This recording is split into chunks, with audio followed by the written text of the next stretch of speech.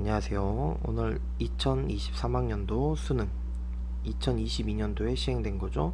18번에서 21번 최척전에 대해서 한번 해석해보고 살펴보도록 하겠습니다.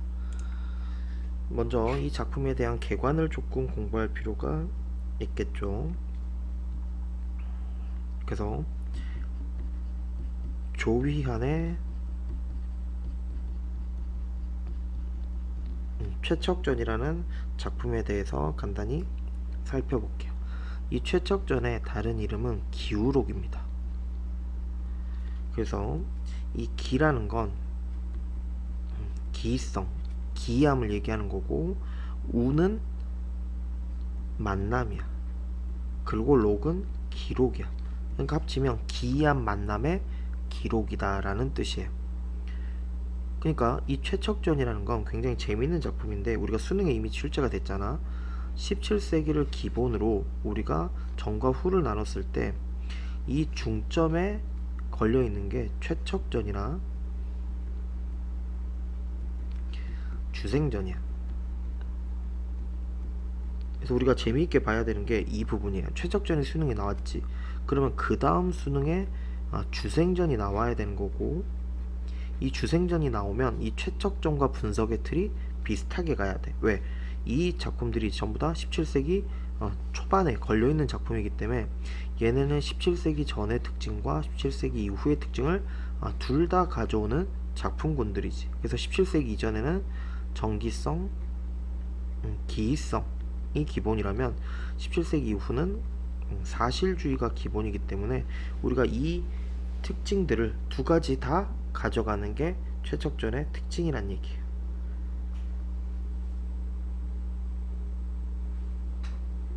그래서 우리가 좀 이따가 요거랑 관련해 가지고도 한번 정리가 될 겁니다. 근데 어쨌든 이 작품은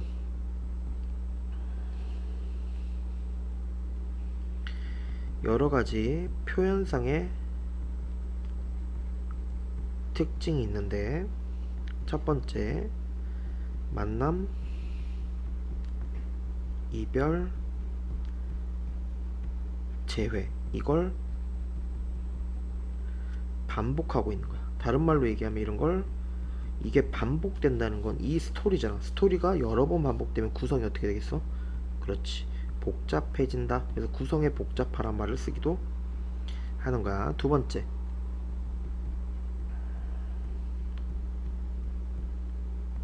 시대적 상황과 전쟁으로 인한 민중의 고통을 사실적으로 보여준다. 그러니까 사실주의로 우리가 얘기할 수 있겠지. 그 다음 세 번째, 실제 있었던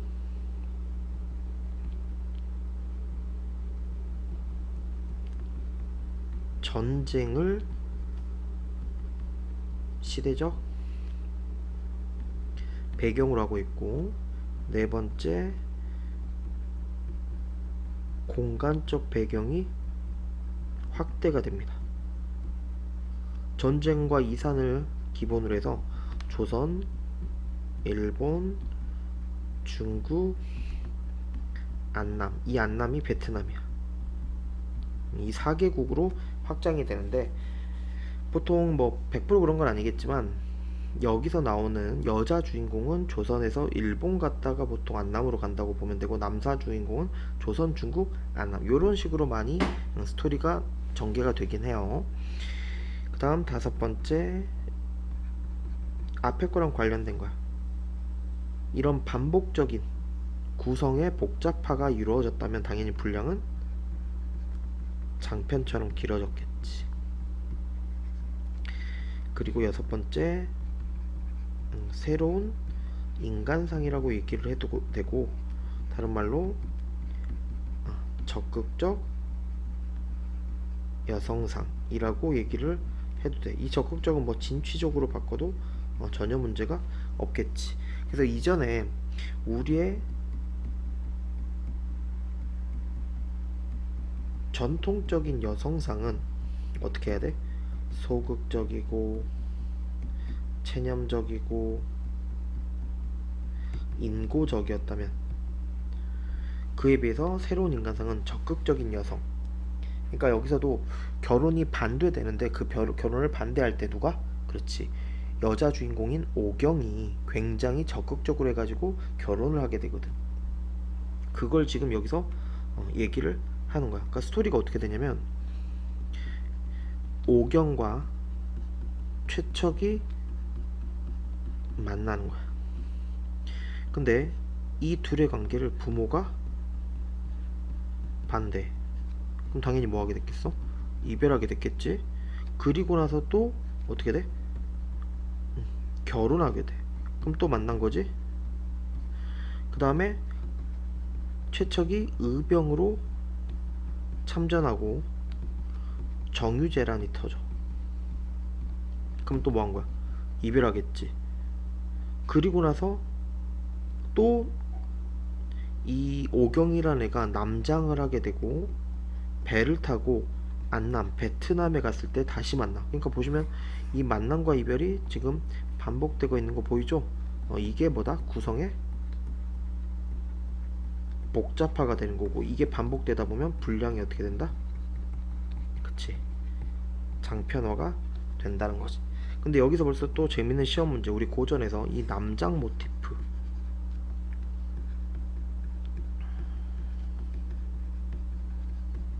또는 남장 화소 또는 남장이 남자 옷을 입는 거잖아. 그래서 변복이라는 말을 쓰기도 하는 거야. 근데 이게 벌써 뭐냐? 이게 그 시대는 가부장제잖아. 그러면 여성이 사회 진출이나 사회에서 활동하는 게 쉬워려 힘들다는 거지. 그걸 가능해 주게 만드는 통로의 역할을 해줬던 게 남장이란 얘기입니다. 그래서 우리 홍계월전 이런 작품들 봤을 때 홍계월이 원래 여자잖아. 근데 남장을 하고 나서 사회 진출을 해서 한 나라의 원수가 되지. 예, 요런 거 보면은 남장이란 건 사회 진출의 통로의 역할을 했다, 이런 걸 알 수 있고, 이 분모가 반대할 때도 오경이 어떻게 해버려? 그렇지. 그래서 적극적 여성으로서 오경도 우리가 공부를 해야 될 포인트입니다. 그 다음 아까 우리가 위에서 이 최척전이나 주생전, 앞으로 지향은 주생전이 나와야 되고, 수특에도 최근에 들어갔지. 그리고 최근에 수능에 나왔던 최척전, 이 둘은 분석의 틀이 동일하다 했는데 정기성과 기성을 보여주는 파트가 있고 사실주의를 보여주는 파트가 있는 거야. 그래서 우리가 정리를 해보면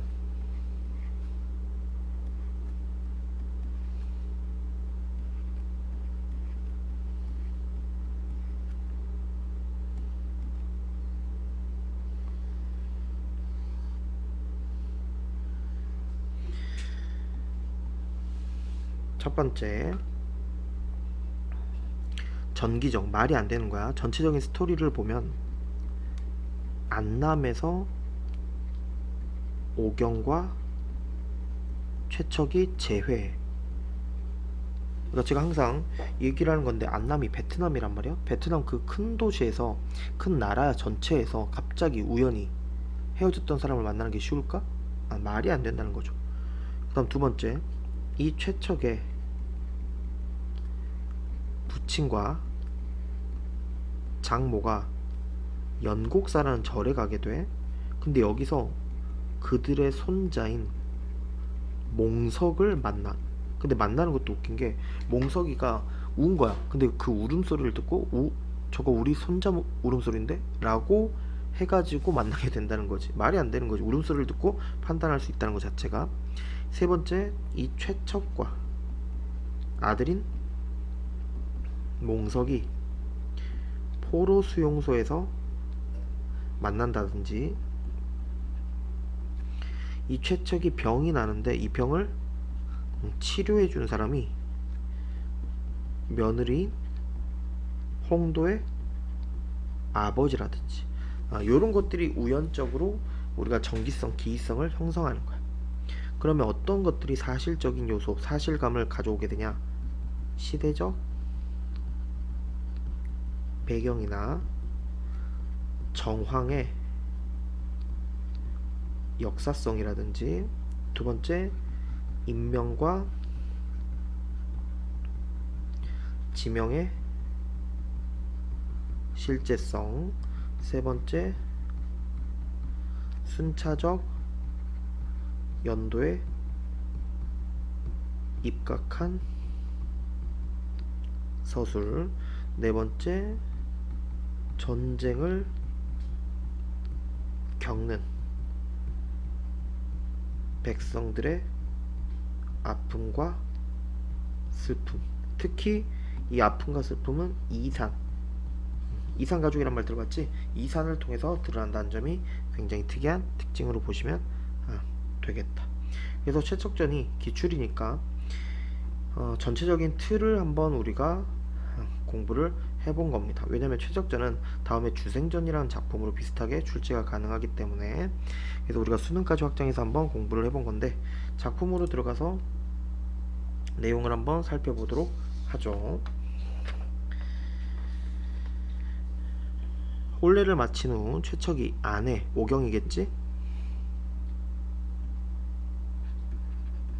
여자 주인공 함께 장모를 모시고 집으로 돌아오며 하인들이 기뻐했다. 대청에 오르자 마루 있죠? 대청마루.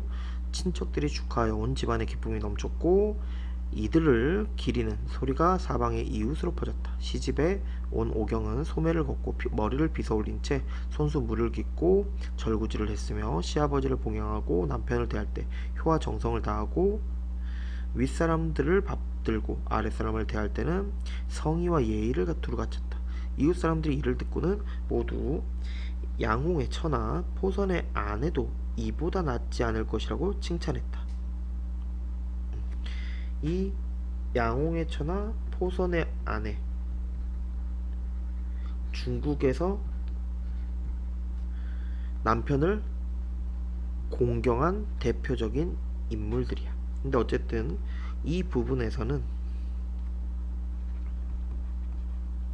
인물, 여기서는 오경이겠지? 인물의 행위가 연속적으로 나열되고 있는 모습을 볼 수가 있다는 얘기지. 최척은 결혼한 후 구하는 것이 뜻대로 되어 재산이 점차 넉넉히 불었으나 다만 일찍이 자식이 없는 것이 걱정이었대. 이게 지금 문제 상황이지. 그래서 최척 부부는 후사를 염려해서 매월 초하룻날이 되면 몸과 마음을 깨끗이 하고 함께 만복사에 올라, 만복사 저포기 들어봤죠? 그 만복사야 올라 부처께 기도를 드렸다. 다음에 가보년 정월 초하루에 또 만복사에 올라 기도를 드렸는데 이날 밤 굉장히 중요한 인물이 나오죠. 장육금불이 나타난 거야. 뭐 기출에 따라 또는 판본에 따라서 장육불 뭐 이런 식으로 표현되는 문헌도 있고 부처라고 표현되는 문헌도 있고, 어쨌든 이 장육금불이 금불상이 나타난 거야. 어디에 나타났어? 꿈에 나타났는데 이 장육금불은 신이한 존재야. 왜냐면 이 사람이 이 자식이 없는 걸 뭐 해줘? 문제를 해결해주는 사람이거든. 그래서 그 밑에 보시면 여기서부터 요까지가 요거랑 관련된 내용인데, 나는 만복사의 부처로다. 너희 정성이 가상에 기이한 사내 아이를 점지해주겠대. 그러니까 뭐야? 벌써 이 사람이 만들어주고 태어났더니 특이한 징표를 가지고 있는 거야. 그 징표가 뭐냐? 붉은 점이 있었다는 거지. 그러니까 여기까지가 예언이라면 이게 예언이 이루어진 증표라고 볼 수 있는 거지.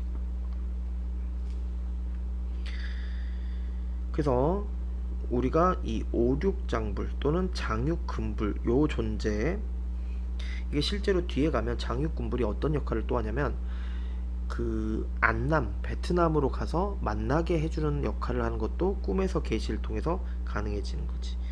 최척은 피리를 잘 불었대.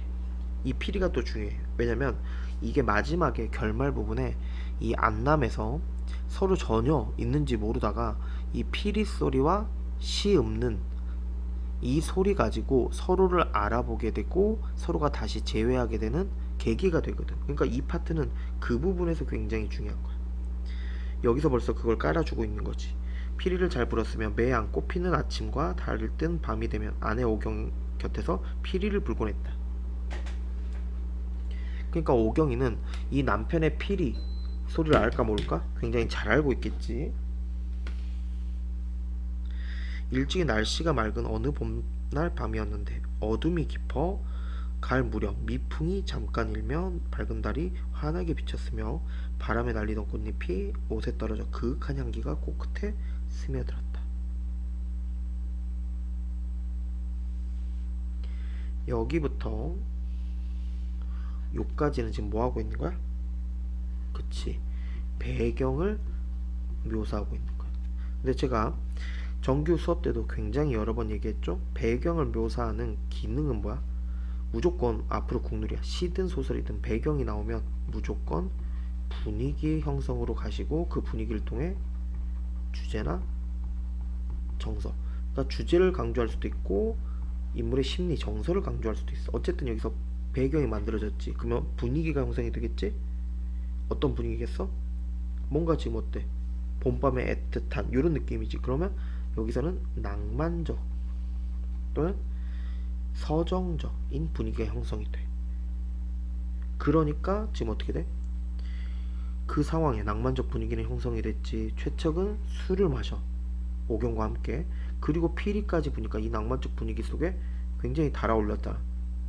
그럴 때 오경이 침묵하다 말하는 거야. 저는 평소 여인이 시 없는 것을 좋지 않게 생각했다. 그런데 이런 분위기가 형성이 되니까 도저히 참을 수가 없군요 하면서 뭐 하는 거야? 한 시를 한 수 읊는데 절구는 보통 네 구자를 얘기하는 거지. 그러니까 이 시를 통해서 지금 뭘 보여주는 거야? 그치, 이 정서를 강조하는 내용이 나오겠지.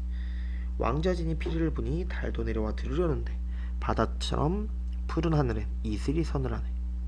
때마침 날아가는 푸른 난새를 함께 타고서도 안개와 노을이 가득해 봉은 봉황이겠지. 봉황도 가는 길을 찾을 수가 없네.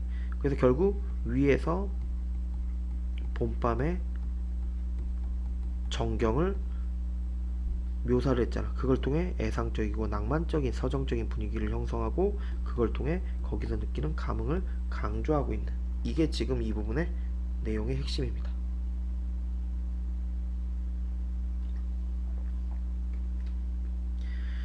최척은 애초에 자기 아내가 이리 시를 읊는 줄 모르고 있던 터라 놀라 감탄하였다. 그래서 여기의 핵심이 지금 이 피리 소리랑 이 한시야. 그래서 이 피리는 최척이 하는 거고 이 시는 오경이겠지. 그래서 안남에서 만날 때도 최척의 피리 소리와 오경의 시 읊는 소리를 서로 알아보고 알아듣고 서로가 다시 재회하게 된다. 중력 부분의 줄거리. 전란으로 가족과 이별한 최척은 명나라 배를 타고 안남에 이르러, 지금 아까 이런 게 뭐야? 공간의 확장이라고 제가 앞에서도 정리를 했었지. 최척은 동방이 밝아오자 강둑을 내려가 일본인 배에 이르러 조선말을 물었다. 어젯밤 시를 읊던 사람 보이죠? 누구겠어? 그치, 오경을 지금 얘기를 하는 거지. 조선 사람 아닙니까? 나도 조선 사람이어서 한번 만나보았으면 합니다. 멀리 다른 나라를 떠도는 사람이 비슷하게 생긴 고국 사람을 만나는 것이 어찌 그저 기쁘기만 한 일이겠습니까? 오경도 생각하기를 어젯밤 들은 피리 소리, 지금 보이시죠? 피리, 시우는 소리, 피리, 그 다음 시우는 소리, 피리. 조선의 곡조인데다가 평소 익히 들었던, 그치, 남편이니까 너무 휩싸였다. 그래서 남편 생각에 감회가 일어 절로 시를 읊게 되었던 것이다. 오경은 자기를 찾는 사람의 목소리를 듣고는 황망히 뛰쳐나와 최척을 보았다. 둘은 서로 마주하고 놀라 소리를 지르며 끌어안고 백사장을 뒹굴었다. 목이 메고 기가 막혀 마음을 안정할 수가 없었으며 말도 할 수 없었다. 눈에서는 눈물이 닿아자 피가 흘러 그만큼 한이 깊었다는 얘기잖아. 못 봤으니까. 서로를 볼 수도 없을 지경이었다. 양국의 뱃사람들이 저작거리처럼 모여들어 저작거리 시장, 그만큼 많이 모였다는 얘기지. 구경했는데 처음에는 친척이나 잘 아는 친구인 줄만 알았다. 그 뒤에 그들이 부부 사이라는 것을 알고 서로 돌아보며 소리쳐 말했다. 이상하고 기이한 일이로다. 그래서 아까 기울옥이라고 했었죠. 이것은 하늘의 뜻이요 사람이 이룰 수 있는 일이 아니로다. 이런 일은 옛날에도 들어보지 못하였다. 이 부분이 또 중요한 내용이지. 이 부분도 뭐야? 앞에랑 동일해. 우리가 인물의 행위가 연속적으로 나열한댔죠. 여기에서도 역시나 인물의 행위가 연속적으로 나열되고 있는 겁니다. 부부가 만났을 때 행위겠지. 최척은 오경에게 그간의 소식을 물었다. 산속에서 붙들려 강가로 끌려갔다는데 그때 아버지와 장모님은 어찌 되었어? 오경이 말했다. 날이 어두워진 뒤 배에 오른 데다 정신이 없어 서로 잃어버렸으니 제가 두 분의 안위를 어떻게 알겠습니까? 두 사람이 손을 붙들고 동거하자 옆에서 지켜보던 사람들도 슬퍼하며 눈물을 닦지 않은 지가 없었다. 그래서 최척전의 일부분이 발췌돼서 지금 수능에 나온 거죠. 한번 문제로 가서 해결을 해봅시다. 1번 시를 삽입하여 삽입시 아까 있었죠? 인물 간의 갈등 아니라니까. 이거보다는 뭐? 그치, 배경 묘사하고 감흥을 놀려주는데 효과가 있었고, 두 번째 인물 행위가 연속적으로 아까 처음과 마지막에 있었죠? 그걸 통해 신분 변화 전혀 관련이 없고, 3번 주변인이 알고 있는 사실을 근거로 주인물에 대한 상반된 평가가 아니고 동일한 평가죠. 4번 감각적인 묘사 낭만적인 분위기 가능하네. 5번 인물 간의 대화가 오가는 장면을 보여주어 이전 사건에 대한 다른 인물들의 현재 행선지 전혀 모르죠. 답은 4번. 2번 윗글에 대한 인물에 대한 설명으로 적절하지 않은 것. 1번 뱃사람들은 최척과 오경의 관계가 자신들이 생각하던 것과 달라서 놀라워했다. 친구나 뭐 친척 정도로 생각했는데 부부란 걸 전혀 생각하지 못한 거지. 이유는 아까 말했잖아, 남장하고 있었거든. 그러니까 어떻게 보면 남자와 남자가 그러고 있는 거로 생각하니까 친구라고 본 거야. 2번 최척은 강둑을 내려가 자신을 다른 나라를 떠도는 사람이라 말하며 자신의 처지와 심정을 드러냈다. 맞고. 3번 최척은 오경의 시에 대한 재능을 결혼 전에 알고 있었죠. 아니지, 아까 시 부분에서 뭐라 그랬어? 애초에 자기 아내가 이렇게 시를 잘 지는지 몰랐다는 표현을 했지. 그러니까 틀렸네요. 답은 3번. 그 다음에 3번 문제로 한번 가볼까요? 기억에서 미음에 대한 이해로 가장 적절한 것은 1번 기억은 인물의 심리적 갈등이 발생하는, 그 다음에 디귿은 기억에서 발생하는 갈등이 심화되는. 한번 확인해 볼까요? 기억과 디귿, 이게 말이 안 되지. 갈등이라는 건 서로가 뭐 한 거야? 얽히고 설킨 건데 얘는 그런 게 전혀 나타나지 않으니까 말도 안 되는 짐을 만든 겁니다. 선지를 만든 거 틀렸고.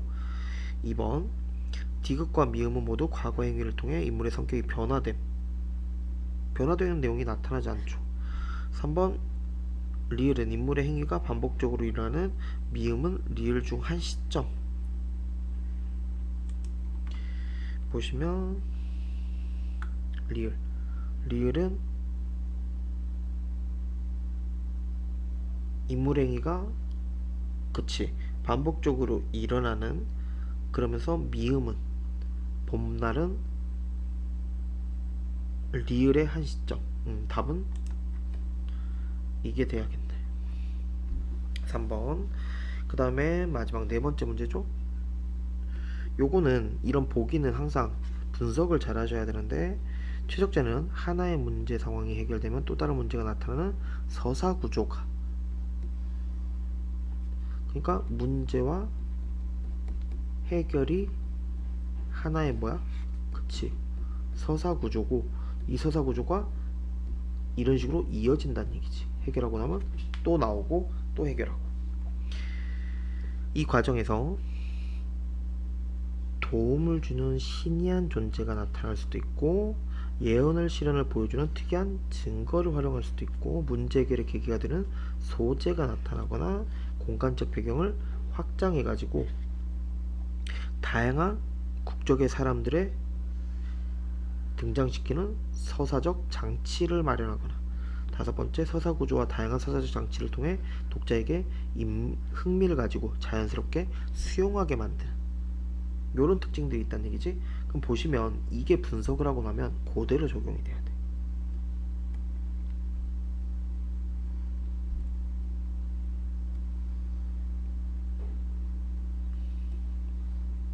이해가 되십니까?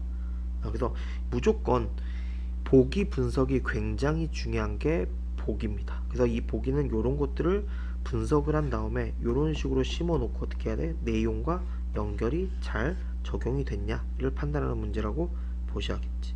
그럼 1번 보세요. 오경의 꿈에 나타난 만복사의 부채는 오경이 겪고 있는 문제 뭐였어? 아이를 못 갖는 거였지. 해결해 두는 신이한 존재 가능하고. 2번 몽석의 몸에 나타난 붉은 이게 징표였지. 예언이 실현된 가능하고. 3번 최척이 일본인 배에 이르러 조선말로 물어보는 것과 고국 사람을 만나려는 것은 서사 전개 과정에서 공간적 배경을 조선뿐만 아니라 다른 나라로 확장 가능하고. 4번 오경이 들은 피리 소리는 오경이 최척을 떠올리게 하는 이별의 상황을 계기 맞죠? 그 다음에 5번 최척과 오경이 소리를 지르며 끌어안는 것은 문제 해결에 따른 기쁨. 이건 가능하지. 왜? 문제가 뭐였어? 헤어져 있는 상황. 그 다음에 해결, 만남, 그거에 따른 기쁨. 눈물이 닿자 피가 흘러내렸다는 것은 또 다른 문제 확인에 대한 불안감? 아니겠지. 불안감이 아니고 얼마나 기뻤으면이잖아. 그래서 기쁨을 강조하기 위한 과장 정도로 보셔야지 이거를 불안감과 연계하는 건 틀렸네요. 답은 5번. 그래서 최척전이라는 작품 수능에 나왔고 고1 교과서에도 수록된 작품으로 굉장히 중요한 작품이니까 얘는 다시 볼 필요가 있겠다. 특히 나중에 우리가 주생전이라는 작품으로 나왔을 때도 분석의 틀이 비슷하기 때문에 우리가 이걸 미루어서 짐작한다면 주생전이라는 작품도 접근이 가능할 것으로 예상이 됩니다. 그래서 꼭 정리를 잘 해줬으면 하는 작품입니다. 오늘은 이 정도로 마무리하시고 다음에 우리가 또 다른 기출로 한번 찾아뵙도록 하죠. 고생하셨습니다.